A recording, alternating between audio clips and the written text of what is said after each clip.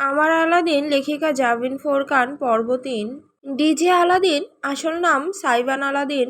প্রফেশনের ক্ষেত্রে আলাদিনের টাইটেলটাই ব্যবহার করতে বেশি স্বাচ্ছন্দ্য বোধ করে সাইবান। অন্য নামটা শুধুমাত্র কাছের মানুষদের জন্যই বরাদ্দ।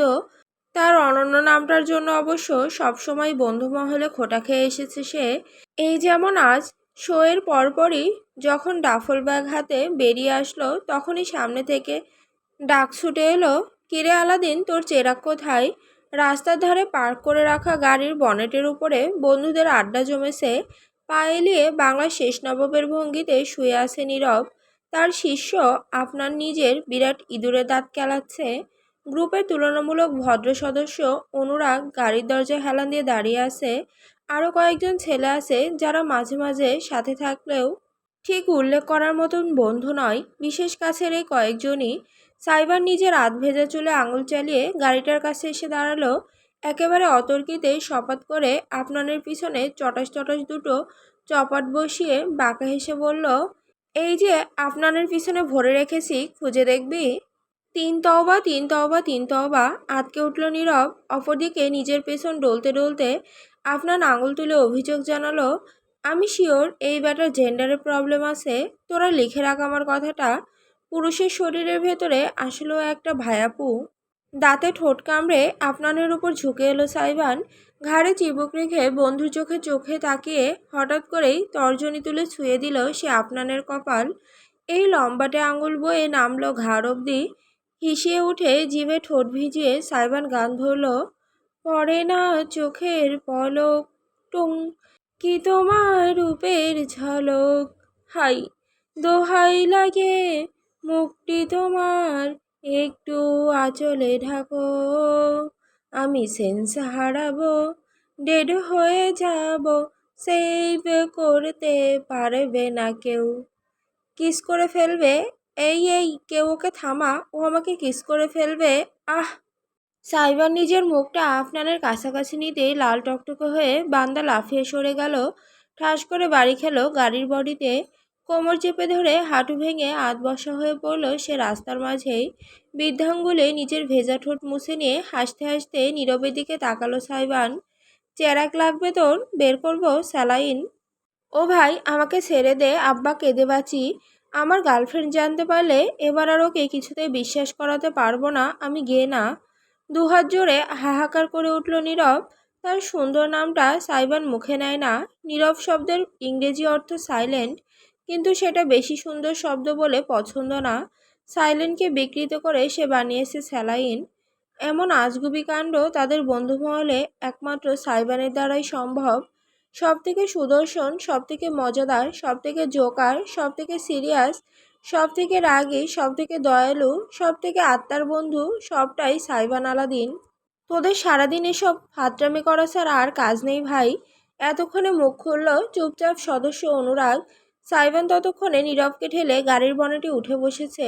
পকেট থেকে সিগারেট বের করে নীরবের কাছ থেকে লাইটার নিয়ে ধরাতে ধরাতে সে বলল, হ্যাঁ অনুরাগ দাদা, দরবেশ বলেছেন বালকগণ, ফাত্রামি করিও না, শুধু বলো ফা আর এগিয়ে যাও, জীবনে একটা ঠাডা পড়া আছাড় খাও। অট্টহাসি রোল পড়ে গেল চারপাশে, গড়াগড়ি খেলো এক একজন।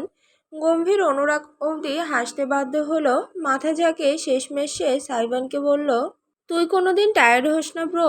না ব্রো, কারেন্টে আমার শরীরে সিনিমিনি করে। এইসব কারেন্ট হলো বিবাহ বসার পূর্ব লক্ষণ। বিজ্ঞের ভঙ্গিতে কথোপকথনে যোগ দিল নীরব। সাইবান হাঁটুর ওপর হাঁটু তুলে বসে সিগারেটে লম্বা টান দিয়ে ধূসর ধোয়া ছাড়ল বায়ুতে। তারপরে খিলখিল করে হেসে উঠল, বিবাহ, তাও আমি? খ্যাক! ও মা, এতে খ্যাক করার কি আছে? বিয়ে শাদী করবি না নাকি তুই? সারা জীবন কুমার থাকবি? নাকি আবার জীবনটা চেরাগের দৈত্যের সাথে কাটানোর প্ল্যান করেছিস? এতক্ষণে সদ্বিদ ফিরে পাওয়া আপনান বলল পাশ থেকে।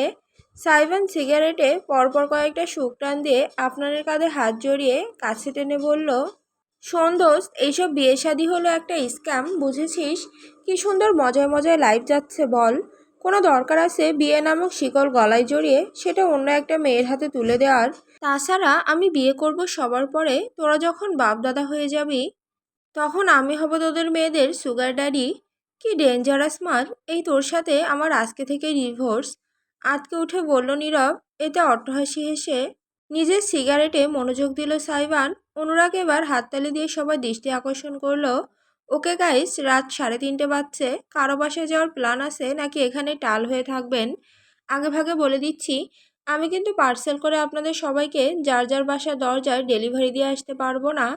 আগে অনেকবার ধরা খেয়েছি, কেলোর কীর্তি করবেন আপনারা আর আপনাদের আব্বা আম্মার কাছে ধরা খাবো আমি।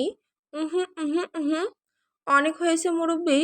ওই যে দাদা কথা শুরু করেছে, দাদার কথা শুনতে হবে, ঘরে ফিরে যেতেই হবে বলে গাড়ির বনেট থেকে লাফিয়ে নেমে পড়ল সাইবান। একটা সিগারেট শেষ, আরেকটা তুলে ঠোঁটে গুজে বাকিদের উদ্দেশ্যে হাত নাড়ল সে। মা জননী আমার ফোনের উপর ফোন দিয়ে মাথা নষ্ট করে দিয়েছে, তাই আমি আগে গেলাম। Love you guys, kiss your girlfriends, সালাম your parents and shit on toilets in not your pants, bye. Anurag গেল সাইবানের পিছু পিছু। বেশ কিছুটা দূরত্ব এগিয়ে দিয়ে আসতে বাকিরা পিছনে বসে হাসি মুখে চেয়ে রইল। এই ছেলেটার মাঝে অদ্ভুত ক্ষমতা আছে, হাসি বিলানোর ক্ষমতা, যা সবাই পারে না। সাইবান যখন বাড়িতে ফিরল তখন পূর্ব আকাশে আলো ফুটতে শুরু করেছে। কমলাভ রোশনি ছড়িয়ে যাচ্ছে রংধনুর মতো। নিজের গাড়িটা সে গ্যারেজে পার্ক করলো। ঠোঁটে তখনও সিগারেট ঝুলছে। আজকের রাতে 3 নম্বরটা মাঝ রাস্তায় ধরিয়েছে। সিগারেট নিয়ে ভেতরে ঢুকলে তার অভিজ্ঞ ডাক্তার জননী আর আস্ত রাখবেন না। সেই ভেবেই সে গাড়িতে বসে পুরোটা ফুঁকে শেষ করে এরপর বাইরে এলো। তার কন্ট্রোল বক্স, যন্ত্রপাতি, অন্যান্য জিনিস সব গাড়ির পেছনে আছে। সেই সব পরে বের করা যাবে, আপাতত শুধু ডাফল ব্যাগটা নিয়ে বেরোলো সে। লম্বা একটা ঘুম দিতে হবে, শরীর আর চলছে না। হেলে দুলে শীষ বাজাতে বাজাতে বাড়ির দরজায় গিয়ে পৌঁছালো সে। রাতে দরজাটা বন্ধ থাকে, তার কাছে তাই সবসময় অতিরিক্ত চাবি থাকে। সেটা দিয়ে দরজা খুলে ভেতরে ঢুকে সাইবান অবহেলায় ডাফল ব্যাগটি ছুঁড়ে ফেললো সোফায়।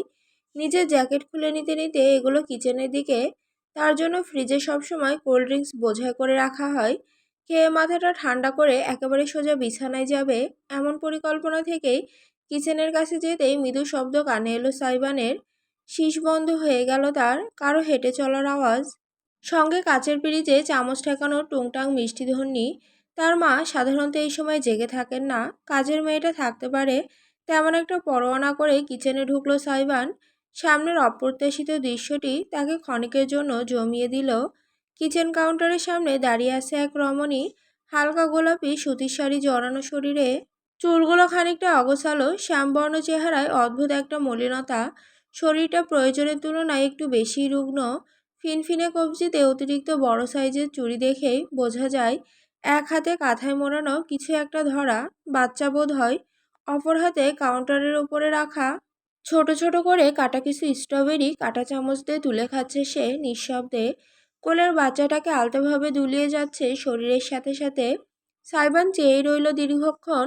তার উচ্ছল চেহারায় হুট করে একটা প্রগাঢ় শীতল ছায়া ভর করল। একদম নির্বিকারভাবেই সে বলে উঠল, ইরাম আপু। চমকে গিয়ে মুখ তুলে তাকালো ইরাম। খানিকটা প্রসারিত দৃষ্টিতে দেখল সামনে দাঁড়ানো ছেলেটাকে। না চাইতেও আপাতমস্তক পর্যবেক্ষণ করতে বাধ্য হলো। নিতান্তই কম বয়সী, আধুনিক গোছের তাগড়া যুবক। বেশভূষায় স্পষ্ট, একটা টি শার্ট আর ঢোলা কালো জিন্স পরনে। সেটার আবার হাঁটুর দিকটাই ছেঁড়া। ফ্যাশনটা চেনা ইরামের। রিপ জিন্স বলে ওটাকে। যদিও ছেঁড়া কাপড় পরার কোনো অর্থ ইরাম খুঁজে পায় না। ছেলেটার মুখটা তীক্ষ্ণ, একদম ক্লিন শেভ। ত্বকের রংটাও হলদেটে ফর্সা, ঠিক চন্দন কাঠের মতন। বাংলাদেশি প্রবীণদের জন্য একদম আদর্শ চেহারা, যার জন্মের পরেই হয়তো বলা হয়েছিল ঘরে চাঁদের টুকরো এসেছে। বাড়াবাড়ি রকমের পৌরুষালী সৌন্দর্য, যা একদম পছন্দ না ইরামের। হালকা ভেজা চুলগুলো তার কপালে ছড়িয়ে আছে, তাতে ঢাকা ভ্রুতে স্পষ্টত জ্বলজ্বল করছে একটা ধাতব রিং। আইব্রো পিয়ার্সিং আরেকটা অপছন্দের জিনিস। অরণ্যের পরে এই একটা মানুষ, যার বাহ্যিক অবয়ব ইরামকে কেমন যেন দমবন্ধকর অনুভূতি দেয়। আগে এতটা হতো না, তবে অরণ্যের সাথে সংসার করার পর জিনিসটা বেড়ে গিয়েছে ট্রমার মতন।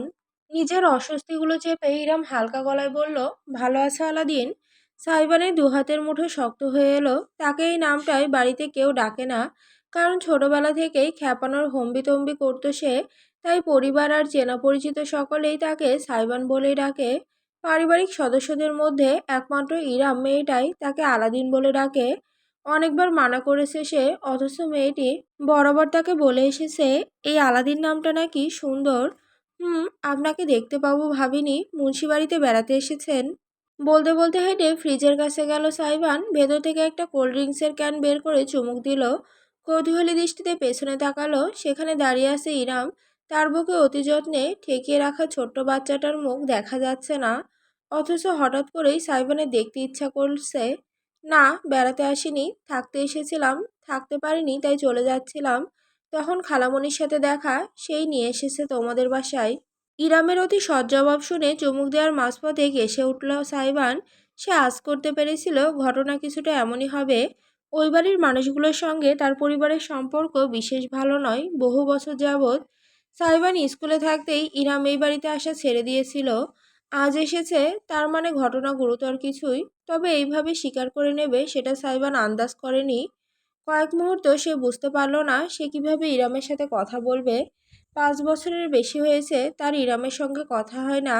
বিয়েতে অবশ্য নিমন্ত্রণ পেয়েছিল, মায়ের জোড়াজুড়িতে গিয়েছিল 1 ঘন্টার জন্য। অন্যান্য অতিথিদের মাঝে দূর থেকে এক পলক বউ সাজে ইরামকে দেখে চলে এসেছে, এটুকুই। বিয়ের পর তো একদমই যোগাযোগ হয়নি। সত্যি বলতে ইরামের অস্তিত্ব সে ভুলেই গিয়েছিল প্রায়। আজ দেখে একে অপরকে কেমন যেন অপরিচিত লাগছে। সে নিশ্চিত ইরামেরও তেমনটাই লাগছে। থাকতে এসেছেন মানে? আর ওটা আপনার বাচ্চা? তর্জনী তুলে ইজানের দিকে ইঙ্গিত করলো সাইবান। ইরাম এবার সোজা হয়ে দাঁড়ালো, বুকে লেপ্টে থাকা আধঘুমো ইজানকে আরেকটু তুলে ভালোভাবে ধরে জানালো, ওর নাম ইজান। ও ম্যাচ করেছে আপনার সাথে। ইরাম ইজান, থ্যাঙ্কস। থাকতে এসেছেন এটার অর্থ বললেন না। আপনার হাজবেন্ড কোথায়? আমাদের 3 মাস আগে ডিভোর্স হয়ে গিয়েছে। আরেক দফায় ঝটকা খেলো সাইবান। আজ তার সাথে হচ্ছেটা কি? এই ইরাম মেয়েটা কি পণ করে এসেছে তাকে অবাকের উপর অবাক করবে? নিজের ডিভোর্সের কথাও কেউ এত স্বাভাবিকভাবে কেমন করে বলে? এই তাহলে কারণ মুন্সিবাড়িতে তার জায়গা না হওয়ার। বাঁকা একটি হাসি ফুটল সাইবানের ঠোঁটে। একদম হঠাৎ করে সে বলল, আপনি তাহলে ফাইনালি বুঝতে পেরেছেন অসহায়ত্বের মানে। ভ্রু উঁচু হলো ইরামের। সাইবানের কথার ধাঁচটা তার ভালো লাগেনি। ইজানকে কাঁথায় আড়াল করে নিয়ে সে সরাসরি তাকালো ছেলেটার দিকে। তুমি কি বলতে চাইছো আলাদিন, পরিষ্কার করে বলো। এটাই যে মানুষের জীবনে এমন একটা সময় আসে যখন সব কিছু থাকার পরও মনে হয় তার কাছে কিছুই নেই। নিরেট একাকিত্বের ভয় তাকে ঠুকরে শেষ করে। সাইবান দুহাত মেলে খানিকটা নাটকীয় ভঙ্গিতে বলল। তার ঠোঁটের হাসিটা ক্রমশ বিস্তৃত হলো। সুচারু চোখে ইরামার এক নজর আড়ালে থাকা ইজানকে দেখে সে যুক্ত করল, আপনি অবশেষে একাকিত্ব টের পেয়েছেন। যাই হোক, এনজয় দ্য নাইট। আমার ভীষণ ঘুম পাচ্ছে, ভাগ্যে থাকলে পরে দেখা হবে। দুহাতে স্যালুট ঠুকে শীষ বাজিয়ে বেপরোয়া ভঙ্গিতে কিচেন থেকে বেরিয়ে গেল সাইবান। ইরাম নিজের জায়গায় স্থির দাঁড়িয়ে ছেলেটা চলার পথে তাকিয়ে রইল।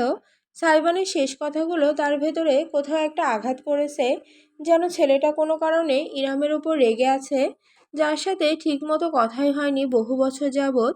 তার অজানা ক্রোধের কারণটা ইরাম হাজার ভেবেও উন্মোচন করতে পারল না।